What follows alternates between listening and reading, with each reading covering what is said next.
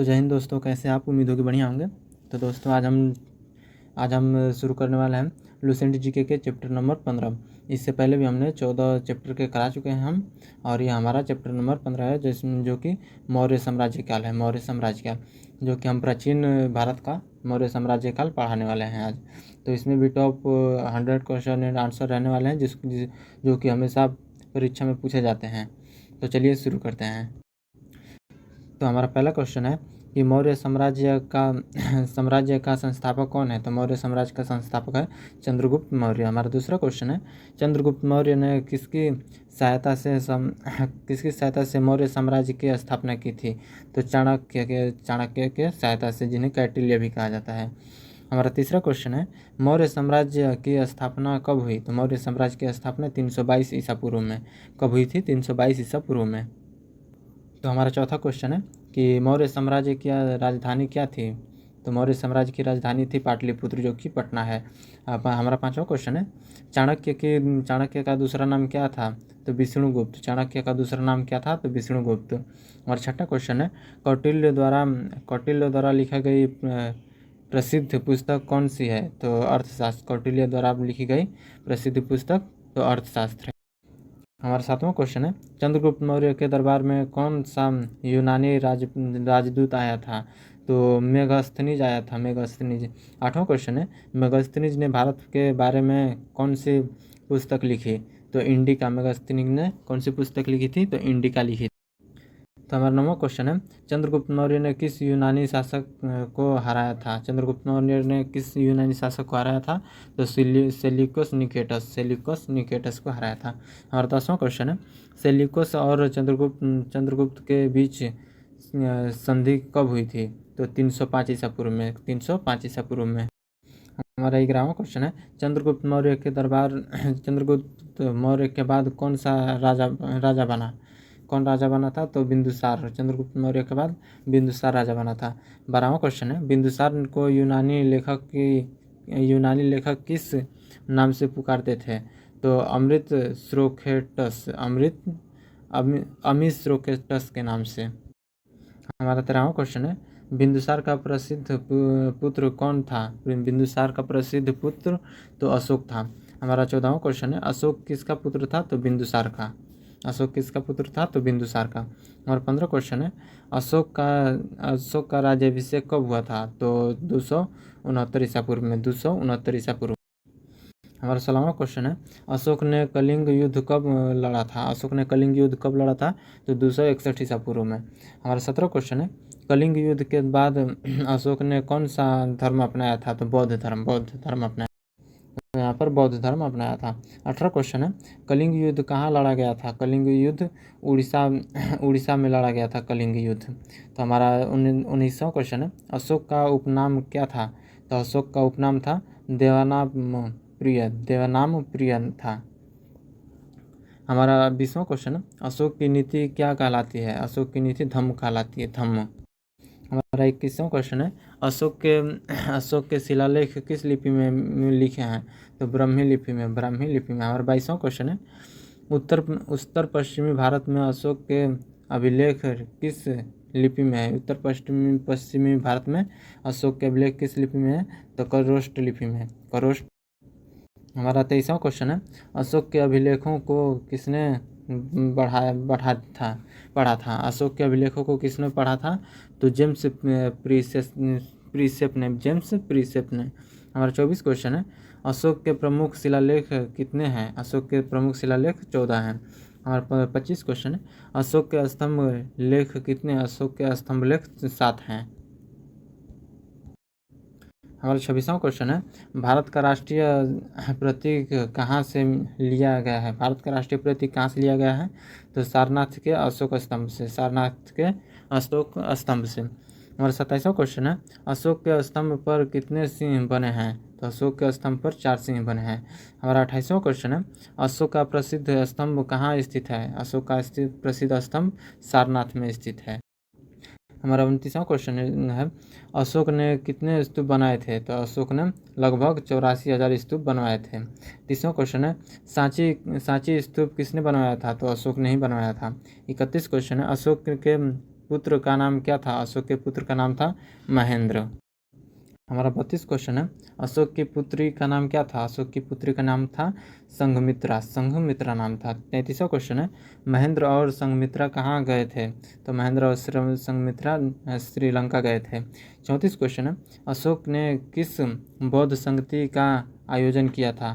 तो तीसरी बौद्ध संगति का। तीसरी बौद्ध संगति का। हमारा 35वां क्वेश्चन है, तीसरी बौद्ध संगति कहाँ हुई थी? तो तीसरी बौद्ध संगति पाटलिपुत्र यानी कि पटना में हुई थी। हमारा 36वां क्वेश्चन है, तीसरी बौद्ध संगति के अध्यक्ष कौन थे? तीसरी बौद्ध संगति के अध्यक्ष थे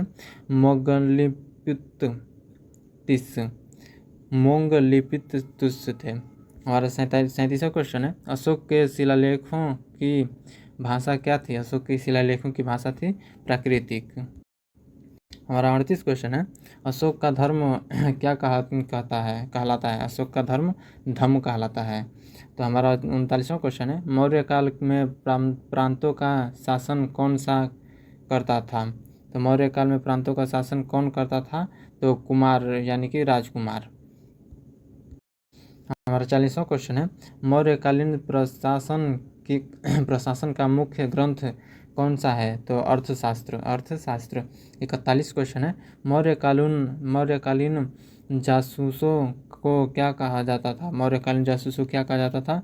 गुढ़ पुरुष कहा जाता था। हमारा 42वां क्वेश्चन है, मौर्यकालीन सेना का प्रमुख कौन था? मौर्यकालीन सेना का प्रमुख था सेनापति। 43वां क्वेश्चन है, मौर्यकालीन कर संग्रह का अधिकारी कौन था? तो समाहर्ता। 44 क्वेश्चन है, राजकोष का अधिकार कौन था? राजकोष का अधिकार था सन्निधाता था।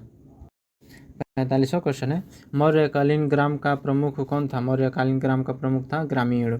46वां क्वेश्चन है, मौर्यकाल में भूमि कर कितना था? मौर्यकाल में भूमि कर कितना था? तो लगभग 1/6 था। 1/6। हमारा 47वां क्वेश्चन है, मौर्यकालीन मुद्रा क्या कहलाती है? मौर्यकालीन मुद्रा पंचमार्क सिक्के कहलाती है। पंचमार्क सिक्के। हमारा 48 क्वेश्चन है, मौर्यकालीन अर्थव्यवस्था का मुख्य आधार क्या था? तो कृषि। 49वां क्वेश्चन है, मौर्यकालीन साम्राज्य का वर्णन किसने दिया? मौर्यकालीन साम्राज्य का वर्णन किसने दिया? तो मेगास्थनीज ने दिया था। 50वां क्वेश्चन है, मौर्यकालीन साम्राज्य प्रशासन कैसा था? मौर्यकालीन प्रशासन कैसा था? तो केंद्रीकृत था। 51वां क्वेश्चन है, मौर्यकालीन नगर प्रशासन किसके हाथ में था? मौर्यकालीन नगर प्रशासन किसके हाथ में था? तो नगर परिषद के। और 52वां क्वेश्चन है, मौर्यकाल के सिंचाई विभाग का प्रमुख कौन था? मौर्यकाल के सिंचाई विभाग का प्रमुख कौन था? तो सीताध्यक्ष।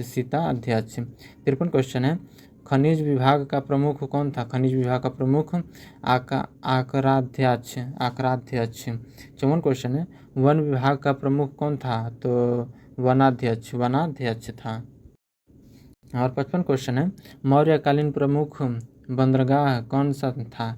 तो मौर्यकालीन प्रमुख बंदरगाह था तम्रलिप्ति। हमारा 56 क्वेश्चन है, मौर्यकालीन प्रसिद्ध विश्वविद्यालय कौन सा था? मौर्यकालीन प्रसिद्ध विश्वविद्यालय कौन सा था? तो तक्षशिला था। 57 क्वेश्चन है, मौर्यकालीन गुफाएं कहाँ स्थित है? मौर्यकालीन गुफाएं तो बाराबर पहाड़ी में जो कि महाराष्ट्र में है। 58 क्वेश्चन है, बाराबर गुफाएं किसने बनवाई थी? तो किसने? तो अशोक ने बनवाया था। 59 क्वेश्चन है, मौर्यकालीन कला का प्रमुख उदाहरण क्या है? तो अशोक स्तंभ है। 60वां क्वेश्चन है, मौर्यकालीन साम्राज्य कैसा था? मौर्यकालीन साम्राज्य संगठित था। 61 क्वेश्चन है, कलिंग का वर्तमान नाम क्या था? कलिंग का वर्तमान क्या नाम था? ओडिशा था कलिंग का वर्तमान नाम। हमारा 62 क्वेश्चन है, अशोक के प्रसिद्ध शिलालेख कहाँ मिले हैं? तो गिरनार में। 63 क्वेश्चन है, अशोक का लुम्बिनी अभिलेख किससे संबंधित है? अशोक का लुम्बिनी अभिलेख किससे संबंधित है? तो बुद्ध के जन्म स्थान से। हमारा 64 क्वेश्चन है कि अशोक ने किस नीति का प्रचार किया था? तो धम्म नीति का प्रचार किया था। हमारा 65 क्वेश्चन है, अशोक के अभिलेख किन किन किन किन देशों में मिलते हैं? अशोक के अभिलेख किन किन देशों में मिलते हैं? तो भारत, नेपाल, पाकिस्तान, अफगानिस्तान में मिलते हैं। और 56 क्वेश्चन है, मौर्यकालीन सेना कितने विभागों में विभाजित थी? तो 6 भागों में विभाजित थी। हमारा 57वां क्वेश्चन है, मौर्यकालीन न्याय व्यवस्था का प्रमुख कौन था? तो धर्मस्थल। हमारा 68 क्वेश्चन है, मौर्यकालीन पुलिस प्रमुख कौन था? तो मौर्यकालीन पुलिस प्रमुख तो दंडपाल था। हमारा 69 क्वेश्चन है, मौर्यकालीन व्यापार किससे नियंत्रण में था? तो राज्य से। तो हमारा 70 क्वेश्चन है कि मौर्यकालीन सड़कें किसने बनवाई? तो मौर्यकालीन सड़कें किसने बनाई? तो राज ने। हमारे 71 क्वेश्चन है, मौर्यकाल का सबसे बड़ा नगर कौन सा था? तो पाटलिपुत्र यानी कि पटना। हमारे 72 क्वेश्चन है, अशोक का राज्यकाल कब था? अशोक का राज्यकाल कब था? तो 273 ईस्वी से लेकर के 232 ईसा पूर्व तक। 273 ईसा पूर्व से लेकर 232 ईसा पूर्व तक। हमारा 73 क्वेश्चन है, अशोक के बाद कौन शासक बना था? तो दशरथ बना था। 74 क्वेश्चन है, मौर्यकालीन प्रशासन का आधार क्या था? मौर्यकालीन प्रशासन का आधार क्या था? तो केंद्रीकृत शासन। हमारा 75 क्वेश्चन है, अशोक का सबसे बड़ा योगदान क्या था? अशोक का सबसे बड़ा योगदान था बौद्ध धर्म का प्रचार। 76 क्वेश्चन है, मौर्यकालीन साम्राज्य का मुख्य पेशा क्या था? तो कृषि। हमारा 77 क्वेश्चन है, मौर्यकालीन कला किस पत्थर से बनी थी? तो मौर्यकालीन कला बलुआ पत्थर से बनी थी। 78 क्वेश्चन है, मौर्यकालीन प्रशासन में जामूसी वाक्य किसने विकसित किया? तो चाणक्य ने। हमारा 79 क्वेश्चन है, मौर्यकालीन अर्थव्यवस्था का आधार क्या था? मौर्यकालीन अर्थव्यवस्था का आधार था कृषि और व्यापार। 80 क्वेश्चन है, मौर्य साम्राज्य का पतन कब हुआ? मौर्य साम्राज्य का पतन 185 ईसा पूर्व में हुआ था। हमारा 81वां क्वेश्चन है कि मौर्य वंश का अंतिम शासक कौन था? तो बृहद था। 82वां क्वेश्चन है, बृहद की हत्या किसने की थी? बृहद की हत्या पुष्यमित्र शुंग ने की थी। 83 क्वेश्चन है, मौर्य साम्राज्य के प्रमुख शासक कितने थे? मौर्य साम्राज्य के प्रमुख शासक 3 थे। तो मौर्य साम्राज्य के प्रमुख शासक कौन कौन से थे? तो वे तीनों के नाम है, चंद्रगुप्त मौर्य, बिंदुसार, अशोक। और 85 क्वेश्चन है, अशोक के शिलालेखों का मुख्य विषय क्या था? अशोक के शिलालेखों का मुख्य विषय तो नैतिक शिक्षा। 86 क्वेश्चन है, मौर्यकालीन शिक्षा कहाँ दी जाती थी? मौर्यकालीन शिक्षा कहाँ दी जाती थी? तो गुरुकुल में। और 87 क्वेश्चन है, मौर्यकालीन व्यापार किस मार्गों से होती है? किन मार्गों से होती है?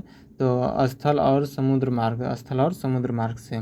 88 क्वेश्चन है, मौर्यकालीन साम्राज्य में सबसे महत्वपूर्ण वर्ण कौन था? तो किसान। हमारा 89 क्वेश्चन है, मौर्यकालीन प्रशासन में सबसे महत्वपूर्ण पद कौन सा था? तो समाहर्ता। हमारा 90 क्वेश्चन है, मौर्यकालीन न्याय व्यवस्था का उद्देश्य क्या था? मौर्यकालीन न्याय व्यवस्था का उद्देश्य तो न्याय और शक्ति बनाए रखना। हमारा 91 क्वेश्चन है, अशोक के स्तंभ किन पत्थर से बने थे? तो बलुआ पत्थर से। 92 क्वेश्चन है, मौर्यकालीन प्रशासन का केंद्र कहाँ था? तो पाटलिपुत्रा। कहाँ पर था? पाटलिपुत्रा। 93 क्वेश्चन है, अशोक के अभिलेखों का उद्देश्य क्या था? अशोक के अभिलेखों का उद्देश्य जनता को नैतिक शिक्षा देना। 94 क्वेश्चन है, मौर्यकालीन कला की विशेषता क्या है? मौर्यकालीन कला की विशेषता तो चिकनी चमकदार पॉलिश। हमारा 95 क्वेश्चन है, मौर्यकालीन गुफा वास्तुकला कहाँ प्रसिद्ध है? तो बार बार। हमारा 96 क्वेश्चन है, अशोक के धर्म का उद्देश्य क्या था? अशोक के धर्म का उद्देश्य था नैतिक जीवन। हमारा 97 क्वेश्चन है, मौर्यकालीन साम्राज्य में किसका महत्व अधिक था? तो कृषि का। 98 क्वेश्चन है, मौर्यकालीन प्रशासन का स्वरूप क्या था? तो केंद्रीकृत। और 99 क्वेश्चन है, मौर्यकालीन भारत का सबसे महान शासक कौन था? तो अशोक। 100वां क्वेश्चन और लास्ट है, भारत